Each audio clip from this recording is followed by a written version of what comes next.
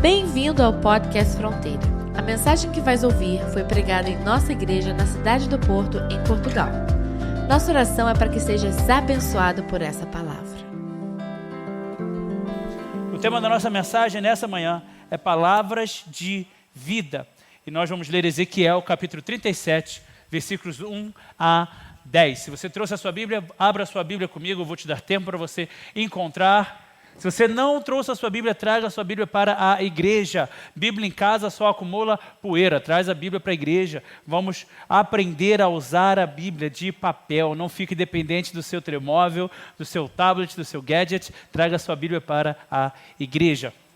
Se você não tem uma Bíblia, eu tenho uma Bíblia, a igreja tem uma Bíblia que quer te presentear. Ezequiel capítulo 37, versículos de 1 a 10. A mão do Senhor estava sobre mim, e por seu espírito ele me levou a um vale cheio de ossos. Ele me levou de um lado para o outro, e pude ver que era enorme o número de ossos no vale, e que os ossos estavam muito secos. Ele me perguntou: filho do homem, esses ossos poderão tornar a viver? E eu respondi: ó soberano Senhor, só tu sabes. Então ele me disse: profetize a esses ossos e diga-lhes: ossos secos, ouçam a palavra do Senhor. Assim diz o soberano Senhor a estes ossos: farei um espírito entrar em vocês e vocês terão vida. Versículo 6. Porém tendões em vocês, e farei aparecer carne sobre vocês, e os cobrirei com pele. Porém um espírito em vocês, e vocês terão vida. Então vocês saberão que eu sou o Senhor. E eu profetizei conforme a ordem recebida. Enquanto profetizava, houve um barulho, um som de chocalho, e os ossos se juntaram, osso com osso. Olhei, e os ossos foram cobertos de tendões e de carne, e depois de pele, mas não havia espírito neles. A seguir, o Senhor me disse: profetize ao espírito, profetize, filho do homem, e diga-lhe: assim diz o soberano Senhor, venha desde os quatro ventos, ó espírito, e sopre dentro desses mortos para que vivam. Profetizei conforme a ordem recebida, e o Espírito entrou neles. Eles receberam vida e se puseram de pé. Era um exército enorme. Amém. Essa passagem é uma passagem muito conhecida do livro de Ezequiel. O Senhor leva Ezequiel a este vale. E isso tudo é uma visão que Deus está a levar Ezequiel. E esse vale de ossos secos e aqueles ossos mortos e secos como estavam, representa o povo de Israel. Ezequiel é um profeta poderosamente usado por Deus, mas que foi chamado para um tempo muito difícil. Ezequiel, ele é confrontado, a palavra do Senhor vem sobre ele, fale ao povo de Israel, mas o povo de Israel estava disperso, o povo de Israel estava completamente distante do Senhor, ao ponto de que a pastora Isabela na quinta-feira pregou aqui e falou sobre os reis do norte, o reino do norte, o reino do sul, e o exílio assírio, a vitória assíria, depois o exílio babilônico. E Ezequiel foi profeta em tempos de exílio babilônico. Pastor, não conheço muito bem a Bíblia, não sei o que é isso que você está falando. Israel, depois do rei Salomão, foi dividido entre o reino do norte e o reino do sul. As 10 tribos foram para o reino do norte, que se torna o reino de Israel, e 2 das tribos, o reino do sul, que se torna o reino de Judá. O reino de Israel, as 10 tribos do norte, foi invadida pela Síria, um grande império naquela época, que ia também invadir o reino do sul, só que o Senhor interviu, o Senhor envia um anjo, porque os reis e o povo ali clamam ao Senhor por misericórdia. Deus manda um anjo, e apenas um anjo derrota um exército de 185 mil homens. Um anjo do Senhor. Vamos abrir um parênteses. Se um anjo do Senhor derruba um exército de 185 mil homens, o que você acha que Deus não pode fazer por você? O que a gente tem tanto medo ou receio de orar? Ai, será que Deus pode fazer? Será que Deus vai fazer? Um anjo do Senhor.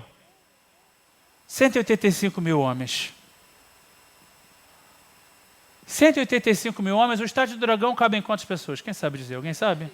Umas 40 mil pessoas, mais ou menos? Mais de 4 vezes o estádio do Dragão lotado. Se você já foi ao Maracanã, o mais lotado que você já possa ter visto o Maracanã, talvez tenha sido 80 mil pessoas, 90 mil pessoas. 2 vezes o estádio do Maracanã lotado. A gente não faz sequer ideia do que são 185 mil pessoas.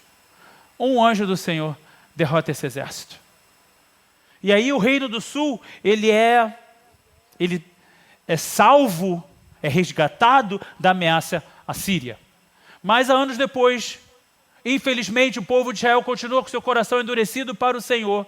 Vem o exército babilônico, vem o grande império babilônico. Se você vai a Berlim, você encontra um dos portões da cidade da Babilônia, você encontra ali o Stargate, que foi trazido pedra por pedra da Babilônia. É uma peça incrível, uma coisa incrível, que ocupa metade daquele museu. Eu e a pastora Isabel tivemos o privilégio de ver pessoalmente, há 2 anos atrás, quando fomos a Rostock conhecer a nossa igreja na Alemanha. É incrível. E pensar que aquele era um dos portões, todo de azul turquesa, lindo. Um dos portões da Babilônia. E aquele império babilônico conquista então o Reino do Sul. E o povo de Deus é levado em exílio. O território de Israel fica completamente deserto. Em Israel ficam aqueles que nenhum dos impérios quis levar.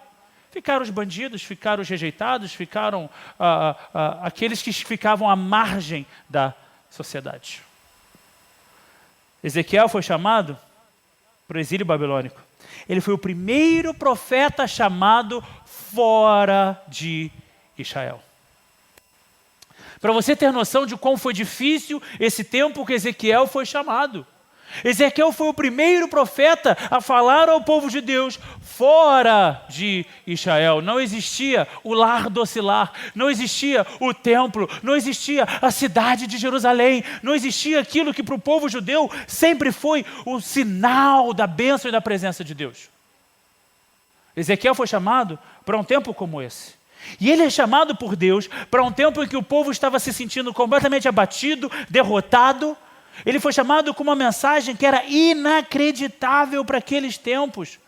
Uma mensagem de poder do Espírito Santo e de restauração do povo de Israel.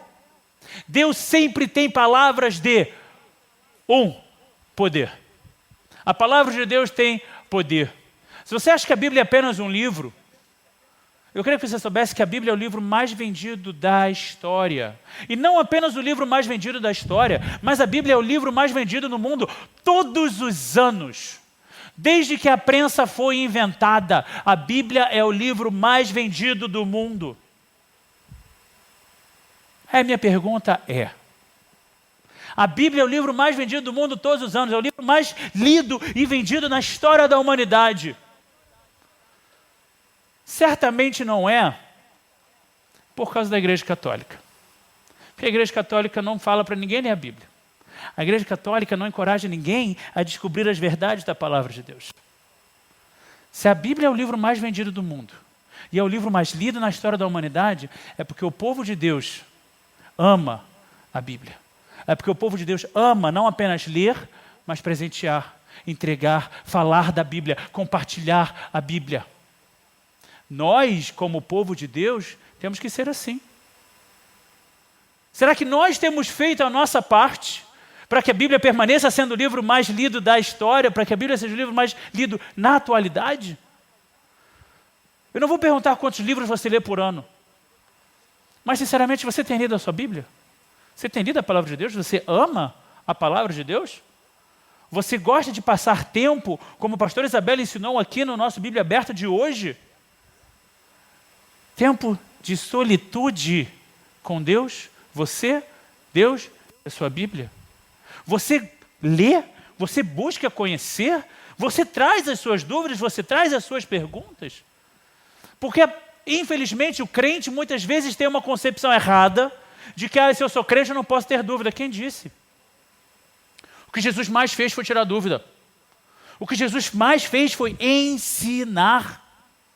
Você encontra na Bíblia, qualquer passagem que Jesus esteja presente, ele ensina. Ele fala, ele prega, ele tira dúvidas, ele responde a perguntas. Algumas dessas vezes, ele cura.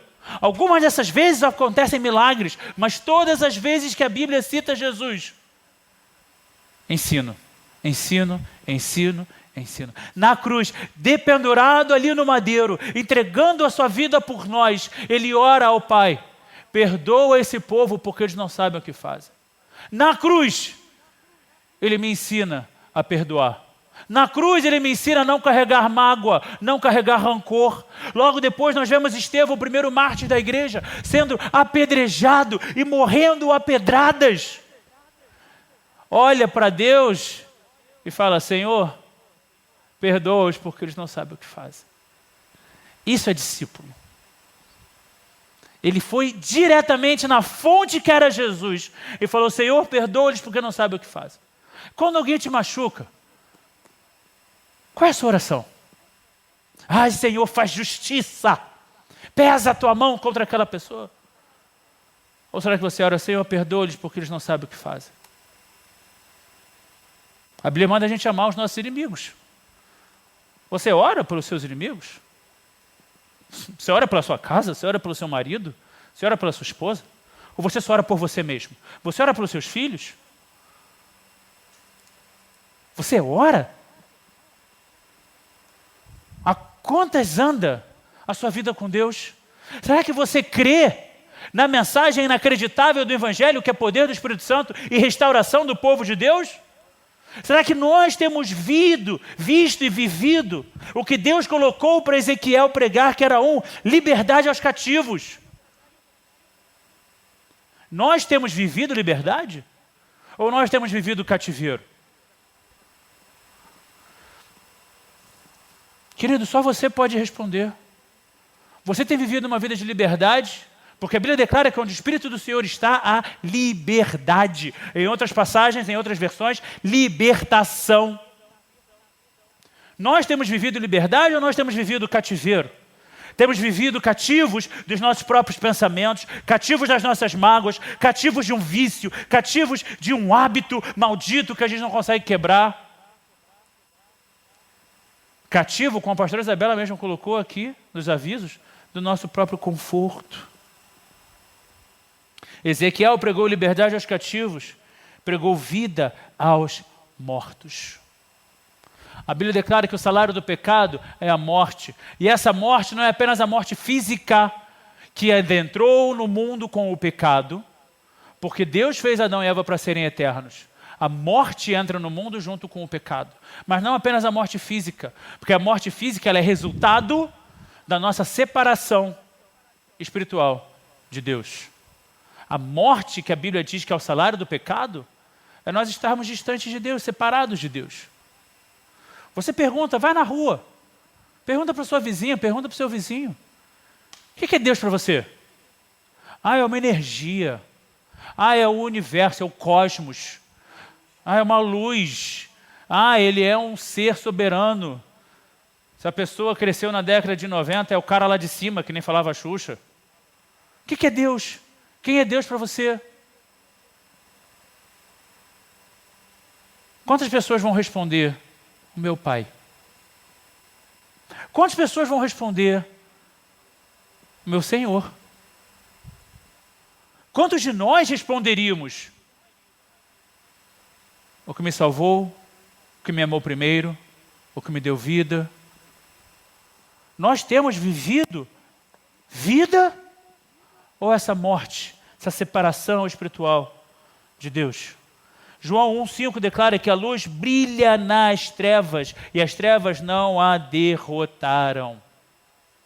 Quero chamar a sua atenção aos meus queridos que certamente já estudaram gramática alguma vez nessa vida, ao tempo verbal diferente que essa passagem traz. Essa passagem começa no presente do indicativo. A luz brilha, mas as trevas não a derrotaram. Está no passado. Existe lá fora no mundo a imaginação popular de que há um duelo entre Deus e Satanás. Quem você vai escolher? Jesus ou o diabo? Quem é o Senhor da sua... Querido, não existe não. Desculpa. A luz brilha, nas trevas. As trevas não a derrotaram. Deus é criador, Satanás é criatura.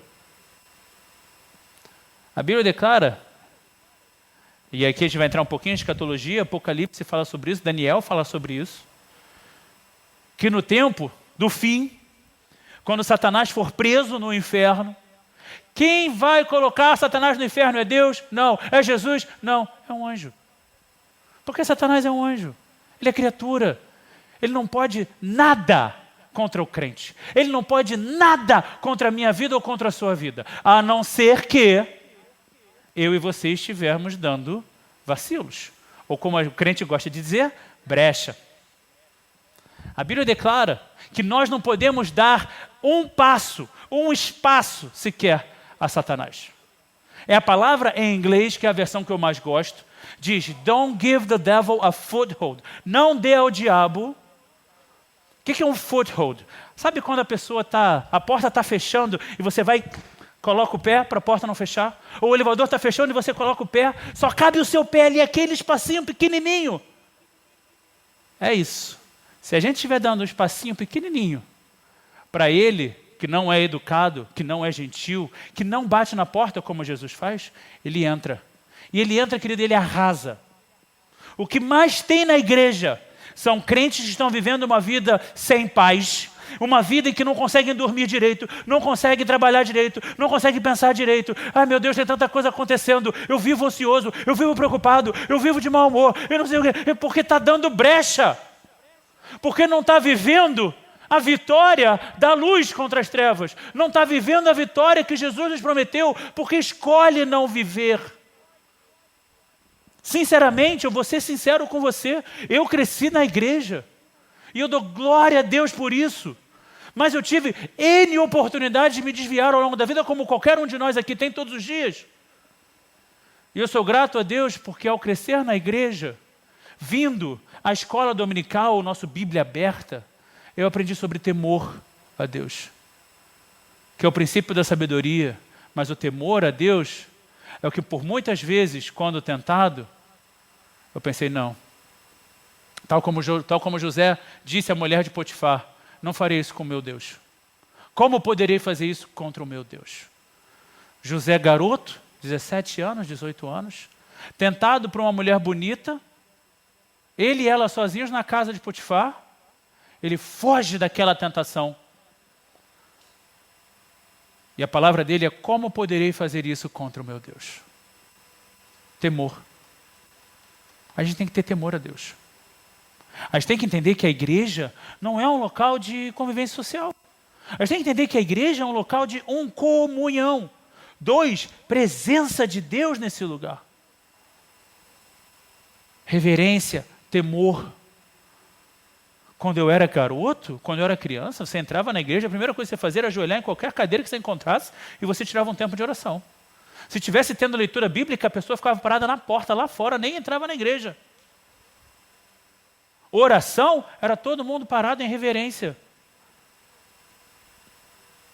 Foi como eu cresci. E eu sou grato a Deus por isso. Porque eu cresci entendendo, Deus é meu melhor amigo? É, mas Ele é Deus. Hoje em dia prega-se no mundo a hipergraça. Não importa o que você faça, a graça te encontra. Me diz onde isso está escrito na Bíblia. Não, você só precisa estender as mãos e aceitar Jesus uma vez na sua vida e você vai para o céu independente do que você faça. É o quê? Não, você pode pecar, Deus entende o seu coração. Ele te criou e Ele criou o que você tem no seu coração. Como? Onde é que está escrito na Bíblia? A Bíblia diz que o meu coração é enganoso. A Bíblia diz que eu preciso me arrepender dos meus pecados. O apóstolo Paulo, o maior autor do Novo Testamento, diz que ele esmurra o seu próprio corpo para ser encontrado, aprovado por Deus. É necessário que nós não apenas vivamos essa vitória da cruz, mas vivamos como luz na escuridão. Se você não faz diferente do que esse mundo faz, que luz você é? Quantos aqui tem blackout em casa? Aquela cortininha que deixa tudo completamente escuro no seu quarto. Vai, quantos aqui tem blackout em casa? Vocês gostam de dormir com blackout? Eu não suporto. Eu não suporto. Isabela ama, eu não suporto. Porque eu acordo, eu não sei que horas são. Eu acho que são 3 horas da manhã, e já podem ser 11 horas da manhã, mas são 3 horas da manhã. Aquilo, eu acho que eu sou meio planta, eu preciso do sol para fazer minha fotossíntese. Eu preciso me orientar que momento da noite do dia eu estou. Você também, Fernando?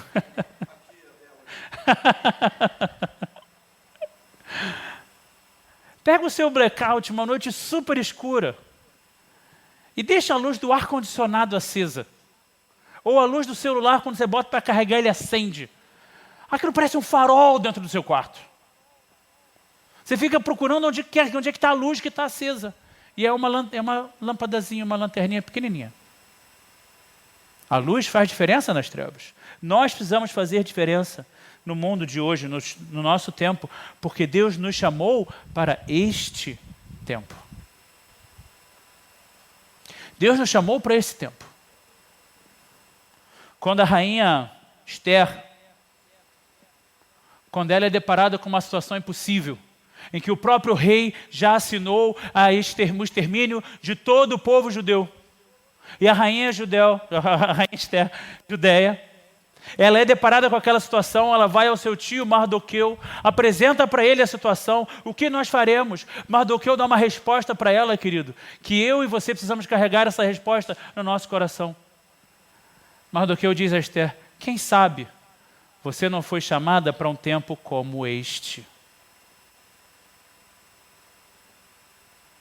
Você talvez possa olhar para trás, talvez você já tenha um pouco mais de idade, ou você gosta dos tempos de antigamente, as pessoas eram mais educadas, havia mais cortesia, os homens eram mais cavalheiros, as mulheres eram mais femininas, o que quer que seja. Mas você precisa entender, e eu preciso entender, que nós fomos chamados para hoje. Para esse tempo, para as dificuldades desse tempo. A gente gosta muito, o crente gosta muito de romantizar. Porque a igreja primitiva era uma igreja cheia do Espírito Santo de Deus. Porque na igreja primitiva tinha Pedro ensinando ali todos os dias. Tinha Paulo ensinando todos os dias. Paulo era tão duro nas suas palavras que Pedro escreve nas suas cartas. Se não me engano, em 2 Pedro ele escreve, sei que as palavras de Paulo são difíceis, mas é revelação da vontade do Senhor. Hoje em dia, a gente está tão cheio de mimimi, que qualquer coisa, eu não vou para a igreja hoje. Não, discuti com a minha esposa, eu não vou para a igreja hoje. Não, acordei do lado errado da cama, não vou para a igreja hoje. E no pior, se você quer saber, é a pessoa que pensa, como eu já ouvi tantas vezes, e eu acho que todo pastor já ouviu tantas vezes. Não, pastor, a gente não vai vir aqui mais não, mas a gente vai naquela outra lá. É tudo igreja, né? Não, não é não. Desculpa, se você acha que toda igreja é igreja, você está muito longe de Deus. Você está muito longe do entendimento da verdade. Você está muito longe do relacionamento que Deus quer ter contigo. Nós fomos chamados para um tempo difícil. Fala isso para quem está do seu lado. Você foi chamado para um tempo difícil?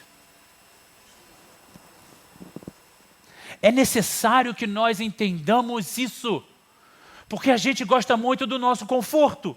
A gente gosta muito do que é bem bom, a gente gosta muito do que é facinho, a gente gosta muito, porque a pastora Isabela está falando isso aqui no Bíblia Aberta. Sinceramente, venha a Bíblia Aberta, você vai me poupar 20 minutos de pregação, porque eu tenho que ficar voltando a Bíblia Aberta tantas vezes. A pastora Isabela falou isso aqui. Hoje em dia tem tanto maluco nas redes sociais se chamando de pastor, ensinando tanta asneira. Certa vez eu vi uma mulher que se chamava pastora, andando em Roma e fazendo story. Porque eu consigo imaginar Jesus andando por essas ruas. Essa mulher está surtada? Prende essa mulher. Ela está em Roma, falando que Jesus andou por essas ruas. Querido, esses dias a Isabela comentou isso aqui no Bíblia Aberta. Um pastor também, metido a inteligente, está em Jerusalém e fala, não, porque aqui era o Jardim do Éden. É o quê? Querido, vai ler Gênesis. Você não está lendo a segunda página da Bíblia e está se achando na posição de ensinar. Pelo amor de Deus. Tem tanta gente falando bobeira na rua, bobeira na internet, a gente está, consome. Não à toa o crente de hoje em dia é difícil, é perdido. Não sabe no que acreditar, porque escuta tanta baboseira quando a gente tem a verdade disponível para a gente. Pastor, não gosta de ler, vai ouvir. Tem audiobook da Bíblia, vai ouvir. Cara, se você quiser, eu tenho audiobook da Bíblia com beat de hip hop no fundo. É maravilhoso de ouvir enquanto você está correndo, está treinando, é maravilhoso. O que não falta são recursos. Nós fomos chamados para um tempo difícil, mas nunca houve tanto recurso como tem hoje em dia. Eu acredito que, se não todo mundo, quase todo mundo aqui já tem assistido pelo menos um episódio de The Chosen. Cara, que recurso maravilhoso! Mas se você só assiste o The Chosen e não lê a Bíblia, desculpa, você vai vir para a igreja falando bobagem. Certa vez eu estava dando aula de Bíblia aberta no Rio de Janeiro, e uma menina levanta a mão e fala, ai pastor, porque Tiago, ele tinha uma doença, uma dificuldade, e Jesus não quis curá-lo. Eu falei, onde é que você viu isso? Não, na Bíblia. Eu falei, não, na Bíblia não foi. Onde é que você viu isso? Ah, no The Chosen. Se você acha que o que está no The Chosen é 100% Bíblia, você precisa ler, você precisa assistir com mais calma, porque a primeira coisa que aparece é um texto, dizendo que, por mais que nós tentamos nos manter fiéis à palavra de Deus, algumas coisas são liberdade criativa. A pessoa assiste Paixão de Cristo e vem me perguntar, qual foi o ladrão da cruz que o corvo veio e furou o olho? Querido, isso é filme, isso é Hollywood, isso não é Bíblia. Mas se não ler a Bíblia, não tem como saber. Paulo escreve à igreja em Romanos, a noite está quase acabando, o dia logo vem. Portanto, deixemos de lado as obras das trevas e revistamo-nos da armadura da luz. O que Paulo quer dizer? Em nome de Jesus, que livra-te do que te faz mais um. Livra do que te faz mais um. Ah lá, mais um mentiroso. Ah, mas é crente. Ah, mas é mentiroso. Ah lá, mais uma pessoa que não é fiel. Ah, mas é crente, mas não é fiel. Ah lá, mais uma pessoa que... Ah lá, mais um outro que... Quantas pessoas nós não conhecemos se diziam crentes e deram mau testemunho? Quantas pessoas nós não conhecemos que, por causa do seu mau testemunho, levaram tantas outras a abrirem mão da sua fé?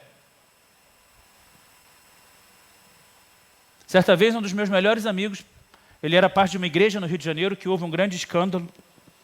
Permita-me não dizer nem o nome da igreja, nem o que aconteceu. Mas aquele pastor, que foi um criminoso, vou botar dessa forma, deveriam ter chamado a polícia nele, ele deveria estar preso. Fez o casamento desse meu amigo. Esse meu amigo já estava casado há 4 anos, um casamento abençoado. E ele me liga e fala, Tiago, eu não sei mais o que é verdade e o que é mentira. Meu casamento é de verdade? Meu casamento é puro aos olhos de Deus? Eu falei, brother, você é fiel à sua esposa? Você ama a sua esposa? Você é comprometido a ela? Você e a sua esposa honram o nome do Senhor? Vocês vivem uma vida conjugal que exalta ao Senhor? Sim, então sim. Porque um cara errou, seja o que for que ele fez, você vai colocar o quê? A sua fé em prova? Querido, nenhum de nós é perfeito. Todos nós erramos. E se eu precisar te pedir perdão por ter errado com você, eu vou, não tenho dificuldade com isso não. Minha esposa é prova viva disso. Eu peço perdão na hora, se você me disser que eu estou errado. E obviamente, não apenas me dizer, mas me dá as bases para eu estar errado. Afinal de contas, um pouquinho teimoso todo mundo é também. Eu vou te pedir perdão. E a gente tem que estar pronto para isso. A gente tem que estar pronto para pedir perdão e para perdoar. Livra-te, liberta-te dos conceitos mundanos. Em nome de Jesus, deixa o mundo lá fora. Para de trazer o mundo para dentro da sua casa. Para de trazer o mundo para dentro da sua mente, para dentro do seu coração. Para de trazer as mentiras desse tempo, como se verdade fossem, para dentro da sua vida. Porque uma vez que você solidificar uma mentira como verdade no seu coração, é muito difícil de você se libertar disso. Não sei quantos aqui conhecem a história do apóstolo Paulo. Paulo, antes de se converter, ele é chamado de Saulo. E Saulo, ele cresceu aos pés de Gamaliel, um grande mestre da lei. Saulo era grande entendedor da Bíblia. Saulo, ele era defensor da lei, ao ponto de perseguir todos aqueles que iam contra a lei, ou que sim fossem entendidos que estavam indo contra a lei. O que fez Saulo fez ser o maior perseguidor dos cristãos.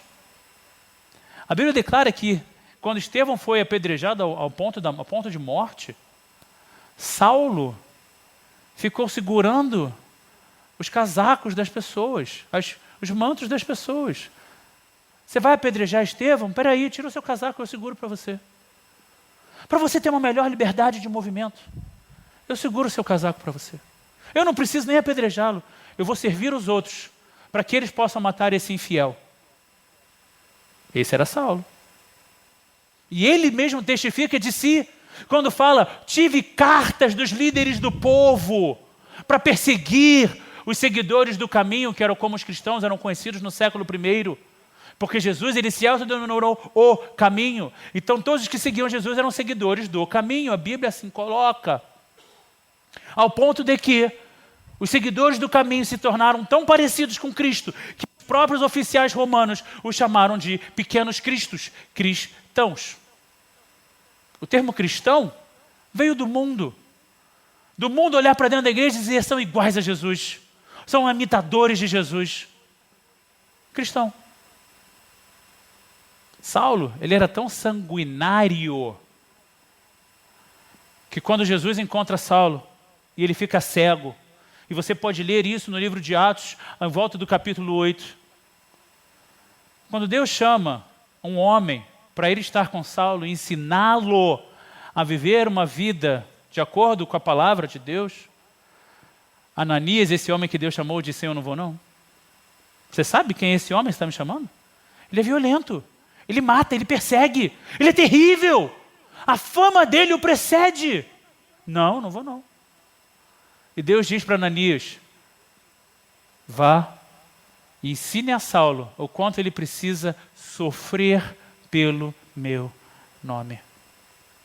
Em nome de Jesus, livra-te do que te faz mais um. Liberta-te dos conceitos mundanos e repreende conversas fúteis. Repreende as conversas fúteis. Porque o que mais tem é gente que gosta do small talk, gosta da conversinha do dia a dia. Ah, e aí, como é que está o clima hoje? Ah, né, está quente. É, não, realmente. Ontem choveu um pouquinho. Ah, é, não, lá onde eu moro não choveu. E começa nessa conversinha de nada. De repente a pessoa está falando, e aí, você viu o pastor, não sei das quantas, que fez aquele negócio? Ou então, se você é homem, conversando com homem, você viu aquela garota que apareceu lá no trabalho semana passada? Ou se você é mulher conversando com outra mulher, ela vai falar do cara, não sei das quantas, do outro lá que é charmosão, cheiroso, não sei das quantas. E o que você faz? Você participa dessas conversas?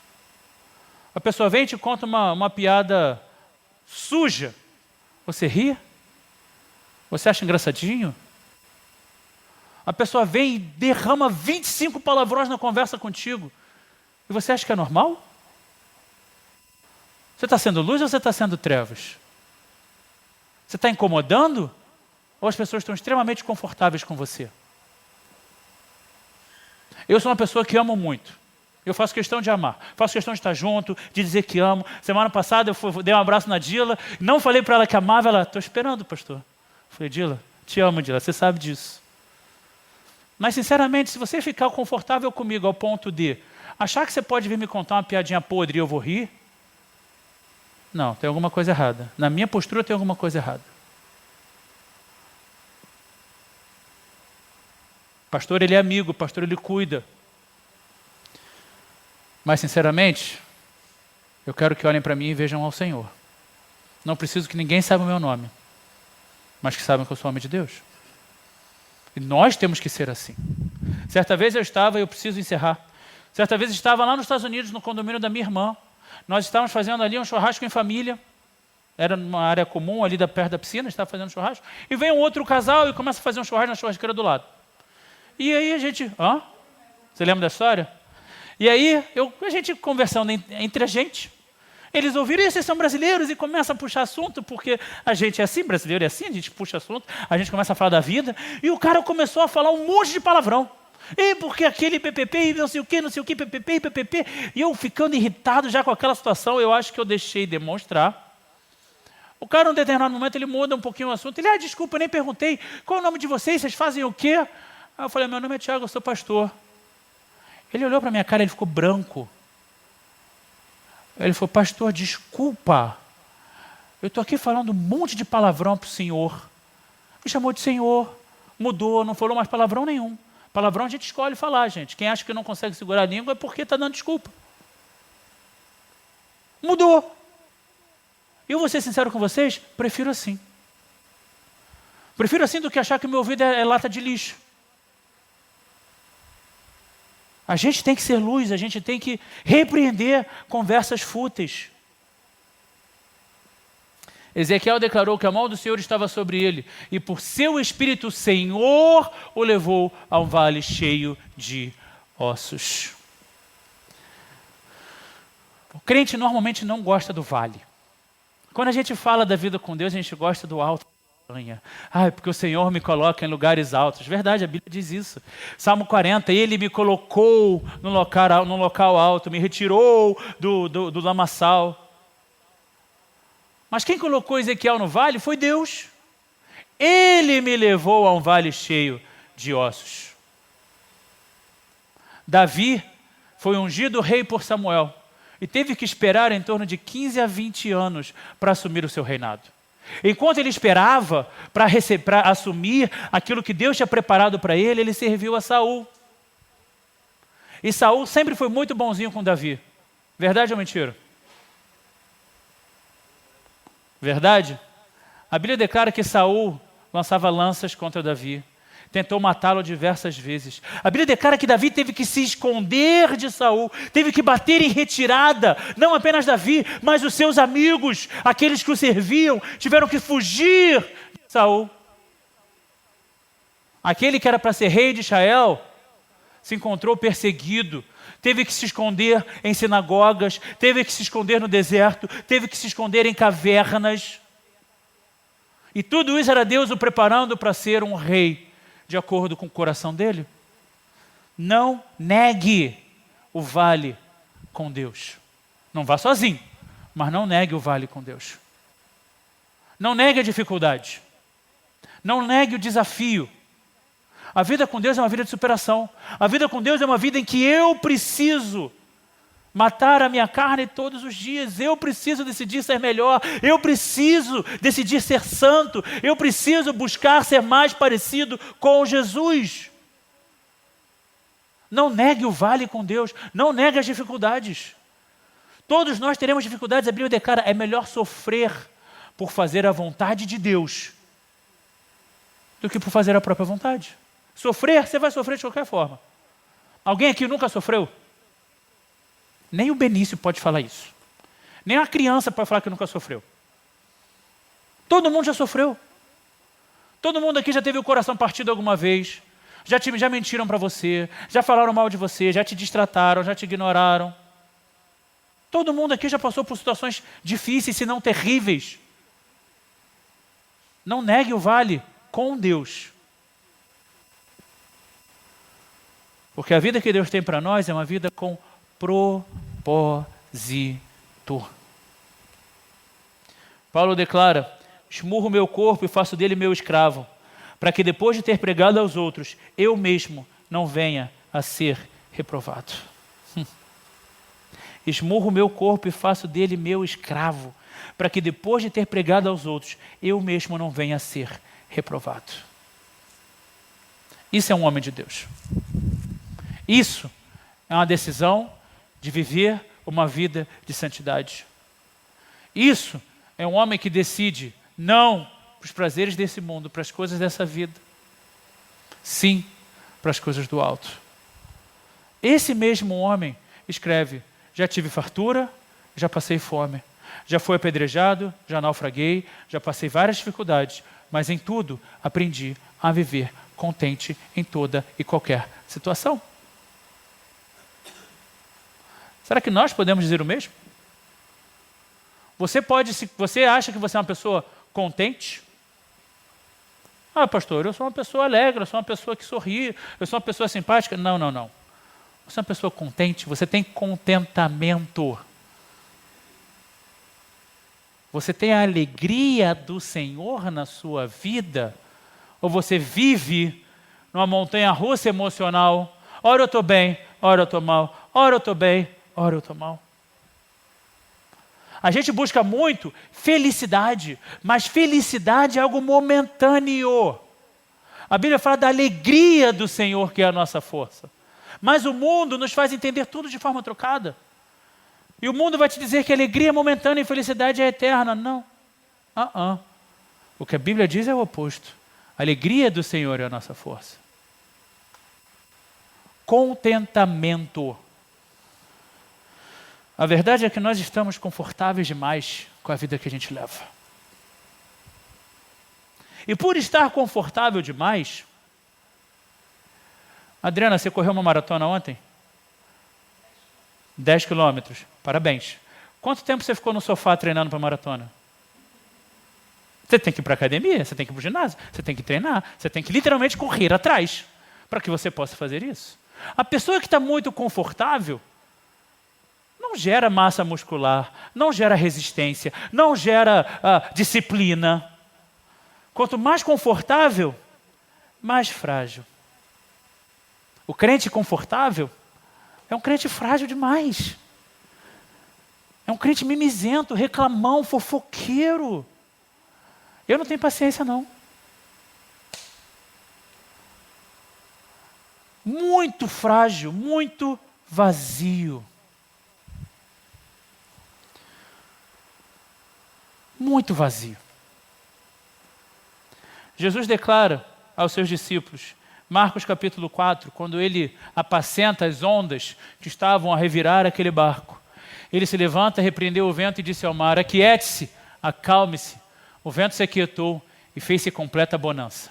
Então perguntou aos seus discípulos: por que vocês estão com tanto medo? Ainda não têm fé? Tanto medo! Vocês ainda não têm fé? Por que vocês perguntam tanto? Por que vocês têm tanta essa aflição, toda essa ansiedade? Por que tantas perguntas? Ai, Senhor, como vai ser? Quando vai ser? Por que vai ser? A gente tem tanta pergunta, quanto, como, quando, por quê? Em nome de Jesus, querido, deixa Deus agir. Deixa Deus fazer. Eles tinham Jesus no barco e estavam com medo. Você tem o Espírito Santo dentro de você e tem medo.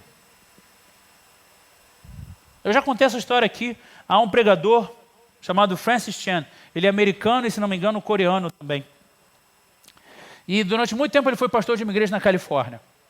E existia na Califórnia, não sei quem aqui lembra desses tempos que passava até na TV a cabo, na ESPN, existia uma competição chamada do Homem Mais Forte do Mundo. E eu confesso para você que eu me amarrava em assistir aquele negócio. O cara pegava um caminhão, botava uma corda no caminhão e puxava o caminhão na força da perna. Eles pegavam aqueles barris, e jogava por cima de um muro gigante. Eu achava aquilo incrível. Como é que o cara pode ser forte desse jeito? Virava pneu de trator. Os caras faziam várias coisas que eram inacreditáveis. E ele tinha um casal na igreja dele, esse Francis Chan, que o homem tinha ganhado, ele era um sueco, tinha ganhado de homem mais forte do mundo. E a esposa dele tinha ganhado a mulher mais forte do mundo. Então você pode imaginar que aquele casal, quando chegava na igreja, todo mundo reparava, porque enormes. Os dois eram triângulos, eram gigantes, fortes pra caramba. E eles tiveram um bebê. E o bebê, obviamente, não veio parrudo, fortão. Veio um bebê normal. Porque a gente fica forte quando a gente treina para ficar forte. E ele falava, era a coisa mais engraçada, ver aquele casal fortíssimo, gigante, musculosos, com um bebê fofinho, gordinho no colo. E aí ele traz a reflexão. Muitas vezes o crente é assim. A gente é filho de um Deus todo-poderoso, mas a gente é fraco. A gente é filho de um Deus que pode todas as coisas. A gente tem o Espírito Santo que é capaz de tudo. Mas a gente está vazio demais, a gente está frágil demais.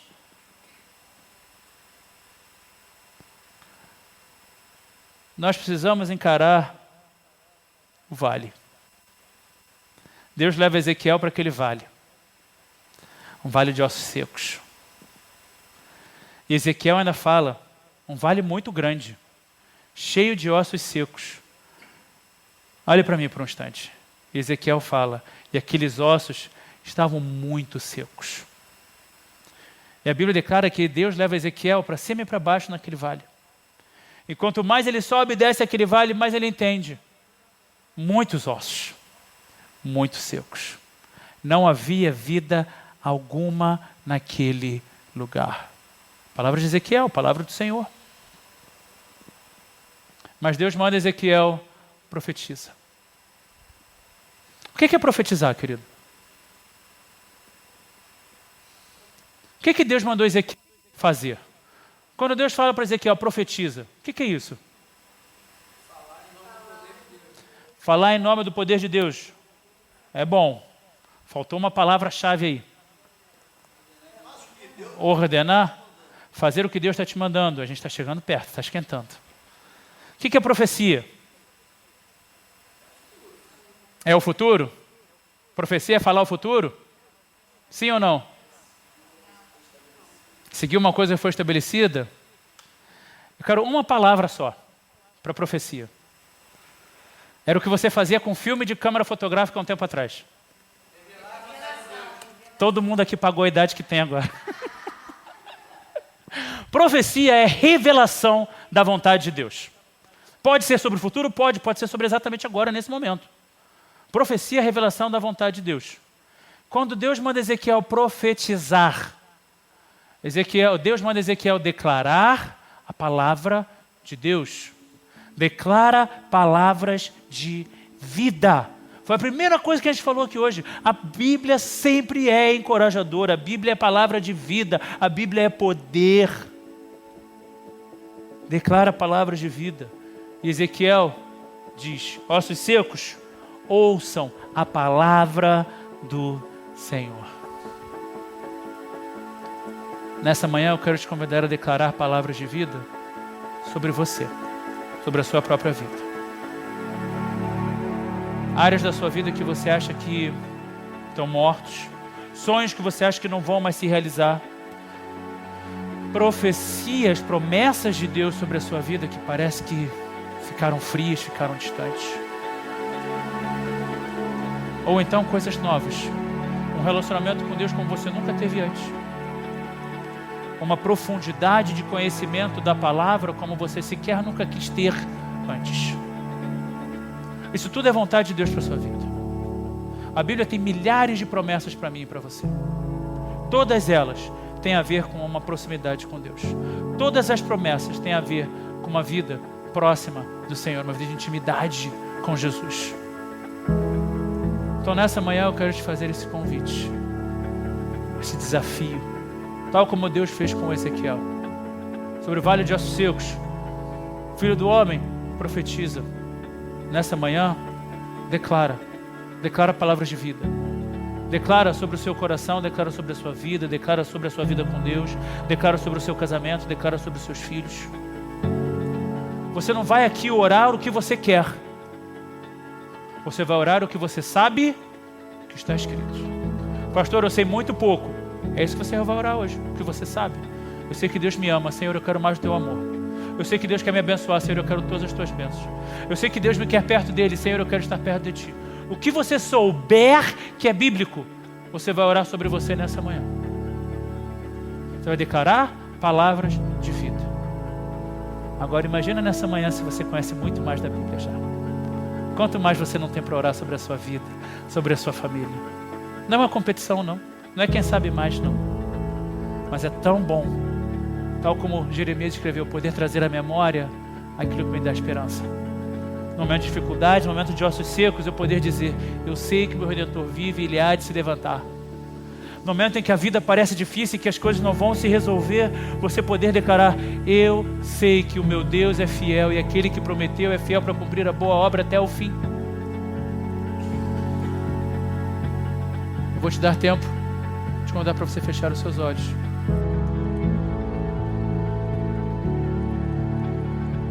Saiba mais sobre nós.